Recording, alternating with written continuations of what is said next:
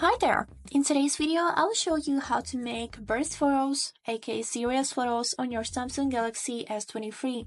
Let's get started. So as a first step, we would need to of course open the camera, and now to make a burst photos, we would need to hold the volume down button, which you can see on the right edge of your phone, until you think that the amount of photos will be enough. So let's try it.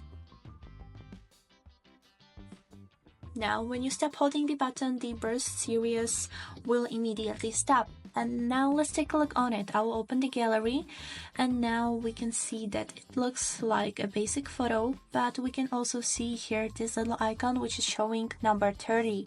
So by clicking on it, you'd be able to see all of the photos that you have made.